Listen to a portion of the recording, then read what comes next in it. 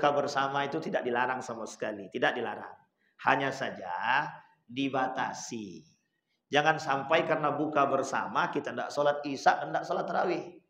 Berbuka bersamanya, sholat tarawihnya atau sholat isyanya. Kita ngambil qiyamul lailnya, Pak. Buka bersama itu menjadi sebuah tradisi. Jangan, Pak, mohon maaf ya Pak, di Indonesia ini saya urutnya. Buka bersama angkatan SD. Buka bersama angkatan SMP, buka bersama angkatan SMA, buka bersama pensiunan, buka bersama satu kantor, buka bersama ini. Pokoknya seisinya 30 hari buka bersama.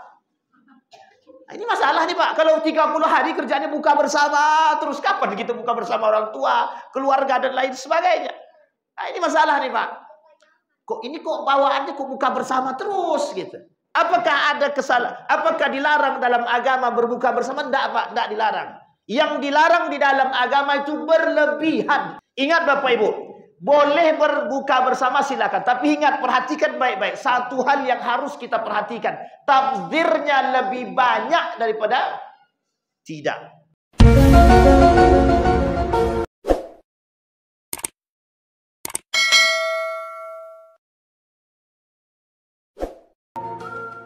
A'udzu billahi minasyaitonir rajim. Bismillahirrahmanirrahim. Assalamualaikum warahmatullahi wabarakatuh. Alhamdulillahi rabbil alamin wa bihi nasta'inu ala umurid dunya waddin, wassalatu wassalamu ala asyrafil anbiya'i wal mursalin wa ala alihi wa sahbihi ajmain. Allahumma salli wa sallim wa barik ala hadzal nabiyil karim. Allahumma salli ala Muhammad wa ala ali Muhammad fil alamin innaka Hamidum Majid. Ya ayuhan nasu taqu rabbakum alladzi khalaqakum min nafsin wahidah wa khalaqa minha zawjaha wa batha minhuma rijalan katsiran wa nisaa'a wattaqullaha alladzi tasaaluna bihi wal arham innallaha kana 'alaikum raqiba. Puji syukur kehadirat Allah dengan mengucapkan alhamdulillahirabbil alamin, bersolawat kepada Nabi dengan mengucapkan Allahumma salli ala Muhammad wa ala ali Muhammad fil alamin innaka Hamidum Majid. Bapak Ibu sekalian yang berbahagia, mudah-mudahan Allah melimpahkan rahmat dan karunia-Nya kepada kita semua. Insyaallah kita semua yang hadir husnul khatimah. Amin ya rabbal alamin. Baik Bapak Ibu sekalian yang berbahagia, kita lanjutkan kajian kita dari beberapa pertemuan yang lalu tentang kesalahan. Insyaallah malam hari ini adalah terakhir kita bahas tentang kesalahan-kesalahan seputar bulan Ramadan. Namanya sama Bapak Ibu ya, Muhammad Ridwan. Kita doakan anak kita Muhammad Ridwan ini mudah-mudahan kelak menjadi penerus generasi dai, ulama, alim saleh, insyaallah hafiz Al-Quran. Mudah-mudahan bisa membimbing generasi-generasi selanjutnya menuju jalan yang baik insyaallah. Dan insyaallah hadir dan lahir generasi-generasi seperti ini. Amin ya rabbal alamin. Nah, yang kayak gini-gini kita penting. Tinggalnya di mana Ridwan? Dekat sini juga kan? Nah, berarti memang generasi masjid ini sebenarnya nih harus begitu. Kalau enggak disupport, itu bahaya tuh. Jadi butuh support. Baik. Bapak Ibu sekalian yang berbahagia, kita masuk kesalahan selanjutnya di dalam bulan suci Ramadan. Tapi ini adalah kesalahan-kesalahan yang kita coba bedah bersama. Poin selanjutnya, kemarin kita sampai kepada ada orang yang sengaja meninggalkan sholat, ya kan? Dalam puasa tadi ada orang yang mentakhirkan, memajukan sahur, mengakhirkan berbuka puasa. Jadi buka puasanya harus dipercepat, bukan diperlambat. Tak boleh takhir. Kata Nabi, sunnahnya puasa itu mempercepat. Jadi mempercepat berbuka puasa. Tapi maksud mempercepat di sini itu bukan melalaikan, itu maksudnya. Kalau belum masuk waktu puasa jangan pula makan. Itu masalah kalau begitu. Tapi belum masuk butuh sedikit lagi, 2 menit lagi. Kata 2 menit lagi. Jadi takutnya masalah belum masuk waktu dah makan dia. Ini masalahnya. Tapi sahurnya diakhirkan. Sahur misalkan jam 3 dia dah sahur. Jam 3 sahur, itu jam 5 dah lapar lagi. Jadi tadi pagi, subuh tadi ada yang bertanya, Ustaz, ini pertanyaan nih Ustaz. Ya silahkan, saya bilang nak bertanya.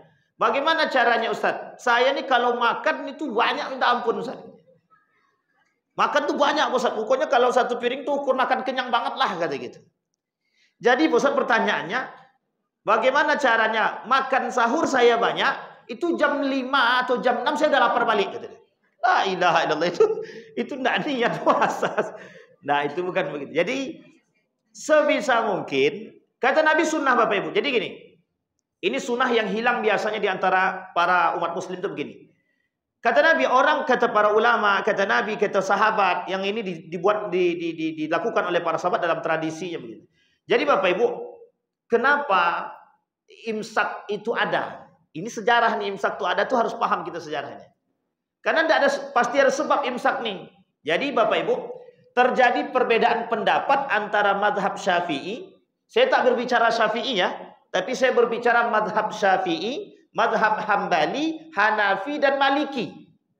Jadi suatu ketika kata mazhab Imam Abu Hanifah atau Hanafiyah itu, kalau makanan di dalam perut, di dalam mulut sedang masuk makanan dalam mulut, tiba-tiba azan. Dulu tak ada imsak, tiba-tiba azan. Kata Imam kata Imam Abu Hanifah, telan. Ini kata mazhab Imam Abu Hanifah nih, telan. Tapi kata mazhab Imam Syafi'i, jangan, muntahkan. Sampai ini paham ya? Kata mazhab Imam Malik, makruh makanan dalam mulut itu ditelan. Tapi sebaiknya dibuang. Kalau yang menyangkut di dalam gigi itu bagaimana Ustaz? Inilah jam 6 kata, tapi nyangkut itu dah lewat batas tuh Pak. Itu persoalan. Jangan salah, yang seperti ini dibahas oleh para ulama fikih. Makanya disebut muncul namanya fikih Ramadan atau fikih puasa. Karena pertanyaannya sampai sedetail itu. Maka ditanyakan. Kata mazhab Imam Ahmad bin Hambal, makruh hukumnya menahan makanan di dalam, ketika makanan berada di dalam mulut, azan berkumandang, sebaiknya dimuntahkan atau dikeluarkan. Dan ini mazhab Imam Syafi'i sama. Sejalan dengan mazhab Imam Ahmad bin Hambal. Maka kata mazhab Syafi'i itu, kalau makanan di dalam mulut kemudian azan berkumandang, maka keluarkanlah. Maka tidak boleh ditahan, ditelan. Tapi kata sebagian Ustaz, boleh Ustaz. Ya, itu mazhab Imam Abu Hanifah. Kata mazhab Imam Abu Hanifah, telan saja, tidak ada masalah. Kenapa? Kan kita tidak tahu kalau kita sedang makan, sementara kita tidak lihat. Disinilah Bapak Ibu, karena terjadi perbedaan seperti ini, oleh para ulama muncul yang disebut dengan imsak. Sampai sini paham Bapak Ibu? Imsak ini kesalahan yang terjadi. Kalau sudah imsak, masih boleh makan. Masih boleh makan. Imsak itu menahan. Menahan bukan berarti tak boleh makan. Ini kesalahan pertama yang sering terjadi. Orang kalau sudah imsak, tak mau lagi dia makan. Tak boleh lagi makruh makan. Tak ada. Imsak itu baru ada sekarang. Dulu tak ada imsak. Gimana mau lihat imsaknya? Sampai di sini paham ya Bapak Ibu ya? Berapa menit imsaknya? 10 menit. Lihat dalam daftar kita imsakiyah itu ada 10 menit. Nah, bolehkah kita makan ketika imsak? Boleh, tidak ada masalah. Dibenarkan. Hanya saja dalam makan itu kita kalau khawatir nih, kita tahu nih 10 menit, kalau khawatir mendekati azan atau makanan dalam mulut dan azan berkumandang, maka usahakan 5 menit atau 3 menit sebelum azan, maka jangan makan lagi. Gimana caranya Pak Ustaz? Tengok waktu. Kan kita sudah ada imsakiyah. Itu kesalahan pertama. Bukan berarti imsakiyah itu menahan makan, bukan. Masih dibenarkan makan. Hanya saja untuk kehati-hatian. Ini diambil alih, bukan diambil alih, dipelopori oleh orang yang bermadhabkan Imam Syafi'i atau Syafi'iyah. Sampai di sini bisa dipahami Bapak Ibu? Baik, itu yang kesalahan pertama. Yang kedua, orang setelah sahur itu Bapak Ibu, setelah sahur itu perbanyak berdoa. Sunnah makbul mustajab. Orang yang habis sahur langsung berdoa. Ini kesalahan nih. Wahum bil ashari yastaghfirun. Mereka yang di waktu ashar ini dini hari bisa masuk dalam kategori sahur. Kemudian berdoalah, meminta ampunlah kepada Allah. Itu waktu terbaik, Pak. Waktu terbaik. Maka orang setelah sahur dapat sunnah sahur, setelah itu dia berdoa, Allah kabulkan doa.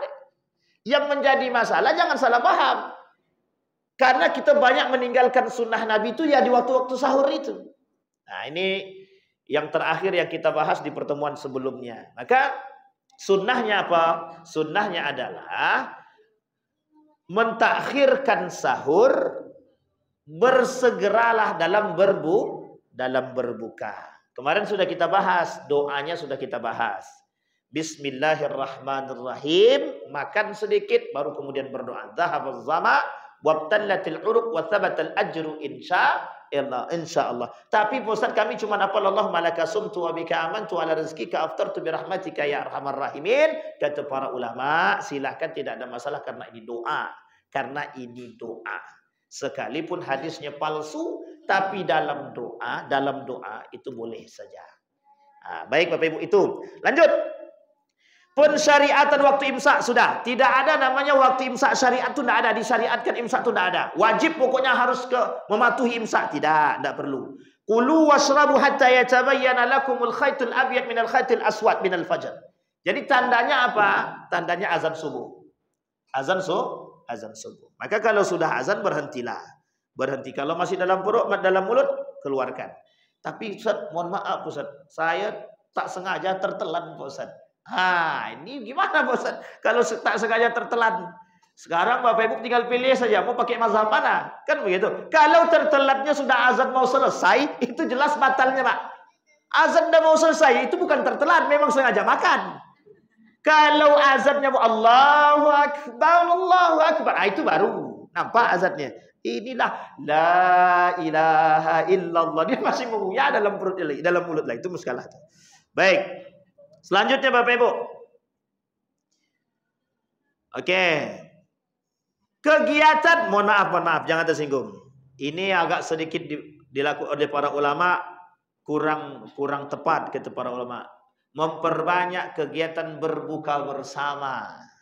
Di luar maksudnya. Ini tradisi. Bapak Ibu sekalian yang berbahagia, berbuka bersama itu tidak dilarang sama sekali. Tidak dilarang. Hanya saja dibatasi. Jangan sampai karena buka bersama kita tidak sholat isya dan tidak sholat tarawih. Kita takhirkan isya lupa. Kita takhirkan tarawih kita tidak jadi ikut. Sekarang yang paling utama mana?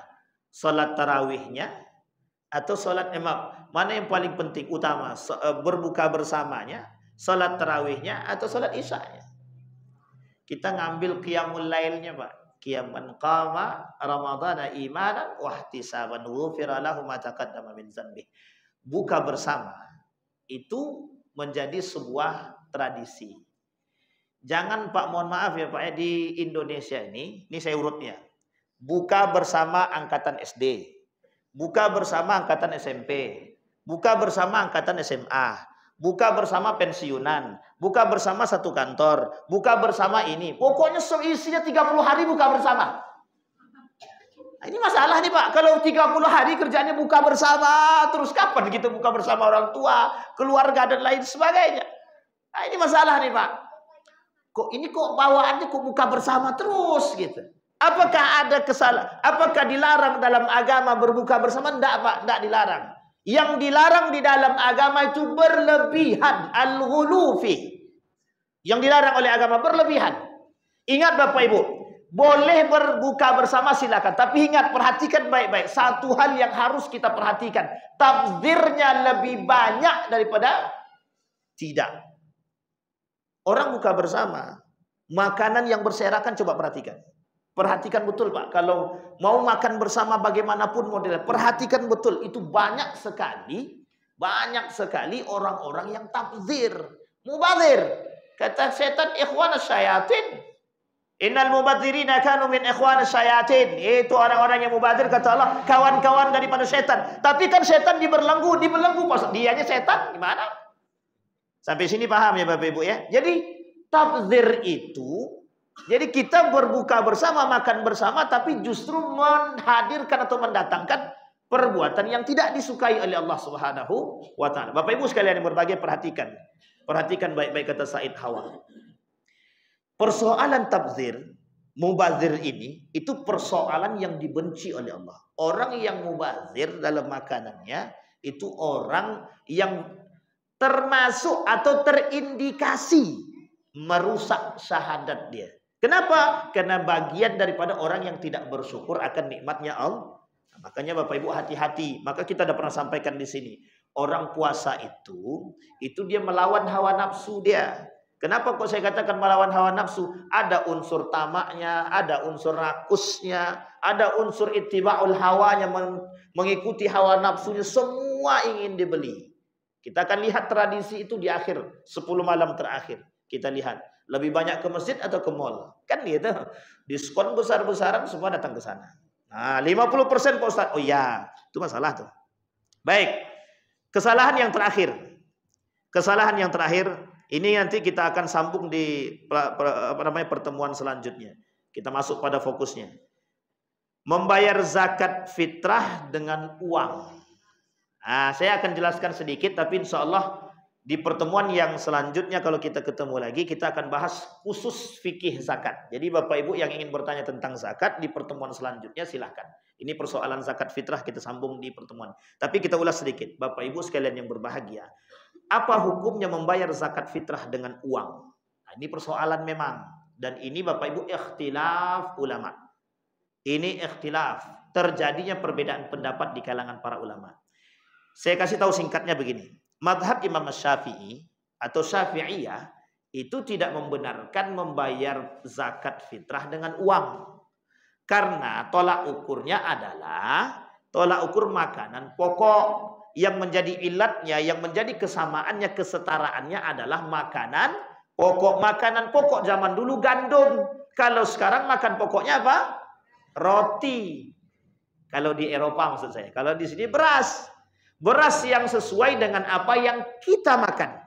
Ya, yang sesuai dengan kita makan. Dan di mazhab Imam Syafi'i 2,7 sampai 3. 2,7 sampai bukan 2,5. Jadi, kalau mau cari aman pakai mazhab Syafi'i, misalkan dia mau bermazhabkan Imam Syafi'i, silakan. Bolehkah 2,5 Pak Ustaz? Boleh, tidak ada masalah. Boleh, tidak ada masalah. Kenapa kok tidak ada masalah Pak Ustaz? Iya, karena memang dibatasi oleh ijtihad ulama itu 2,5. Itu batasan ijtihad. Batasan ijtihad. Jadi Bapak Ibu, jangan salah paham, 2,5 itu bukan hadis Nabi. Tapi ijtihad ulama. Nabi cuma katakan sampai batasnya dikeluarkan dalam bentuk mud. Kalau dalam bentuk mud tidak bisa kita tentukan 2,5. Dihitunglah oleh para ulama, dapatlah ijtihad akhirnya 2,5. Makanya kenapa para ulama lebih mengambil 2,7? Karena setelah dihitung mudnya itu, oh bukan 2,5 tapi 2,7. Insya Allah di pertemuan yang akan datang kita coba detailkan. Sampai sini paham Bapak Ibu? Nah tapi kok sekarang ada bayarnya pakai uang Pak Ustaz? Boleh, itu mazhab Imam Abu Hanifah. Boleh pakai uang boleh, tapi tidak ada 2,5. Mazhab Imam Abu Hanifah 2,7 sampai 3. Pilih yang mana? Kalau 2,7 hitungannya, kalau makanannya makanan pokoknya beras bare Solo, kalau 18.000, saya anggaplah satu kali makan itu 15.000, per orang berarti 45 sampai 50. Kalau 50 satu orang, kalau 5 orang berarti 250. Itu sudah sangat paling aman. Dalam hitungan saya 2,5 itu, 2,7 sampai 3. Kalau mau cari aman lagi 20.000. 20.000 berarti 6. 20.000 kali 3 berarti 60. 60 kali 5, 300. Berarti sekitar 300.000. Itu udah paling aman sekali. Sudah sangat paling aman. Nah, kalau mau pakai duit, mazhabnya Imam Abu Hanifah, standarnya tidak 2,5 tapi 2, lah tapi kenapa kok Basnas pakainya 2,5 tapi membayarnya pakai uang? Sampai sini paham ya Bapak Ibu ya? Bapak Ibu sekalian yang berbahagia. Salahkah yang dilakukan oleh Basnas? Kalau secara pemahaman mazhabi itu tidak salah. Karena kita tidak bisa juga menyalahkan Basnas itu. Tetapi kalau kita katakan keliru, agak sedikit keliru. Tidak ada masalah kita katakan, tidak ada masalah kita katakan demikian Pak. Karena memang agak sedikit keliru. Kenapa saya katakan keliru? Membayarnya dengan uang, standarnya pakai standar mazhab Syafi'i 2,5. Membayar pakai uang dibenarkan oleh mazhab Imam Abu Hanifah, standarnya pakai mazhab Imam Syafi'i. Ada mencampur adukkan Tapi Bapak Ibu sekalian yang berbahagia, di dalam persoalan orang yang mengerti, nah ini persoalan orang yang mengerti ilmu fikih itu persoalan mencampuri atau mencampurkan mazhab ini dalam orang yang mengerti. ilmu fikih tidak dipersoalkan. Makanya ini menjadi ijtihad ulama. Sampai di sini bisa dipahami Bapak Ibu?